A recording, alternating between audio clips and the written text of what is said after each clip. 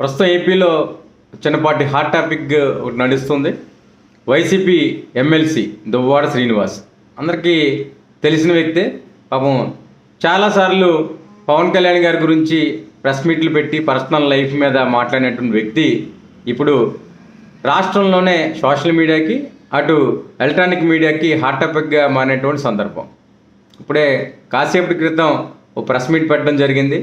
ఆ press meet మాటల సందర్భంలోనే ఒక విలేకరు అడిగిన ప్రశ్నకి విలేకరు, పవన్ కళ్యాణ్ గారి గురించి మీరు మాట్లాడారు, చాలాసార్లు ఆయన మీద వ్యక్తిగతంగా మాట్లాడారు, మరి మీ పరిస్థితి ఇప్పుడు ఇలాగే ఉంది ఏంటి అని అంటే, సిగ్గు లేకుండా చాలా స్పష్టంగా పవన్ కళ్యాణ్ గారికి అప్పుడు పరిస్థితులను బట్టి పెళ్లి చేసుకుని ఉండొచ్చు, అలాగే ఎన్టీఆర్ గారు కూడా పరిస్థితులను బట్టి రెండో పెళ్లి చేసుకున్నారు, నేను నా పరిస్థితులను బట్టి ఒక స్త్రీతో ఉంటున్నాను అని చెప్పి చెప్తున్నాడు.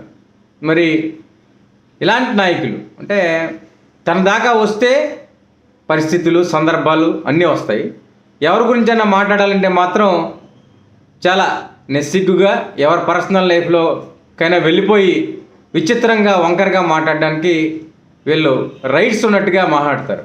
చూడండి, పవన్ కళ్యాణ్ గారి గురించి చెడుగా మాట్లాడిన ఈయన మరి ఇప్పుడు ప్రస్తుతం అతనికి ఒక పరిస్థితి వచ్చి ఒక స్త్రీతో ఉంటూ వాళ్ళ కుటుంబంలో వివాదాలు వస్తూ రోడ్డెక్కినటువంటి ఎవరైతే వాళ్ళ కుటుంబ సభ్యులు ఉన్నారో దాన్ని సోషల్ మీడియాను అలానే ఎలక్ట్రానిక్ మీడియాను ప్రచారం జరిగిన తర్వాత దాన్ని సమర్థించుకోవడానికి ప్రెస్ మీట్లో మాట్లాడిన విధానం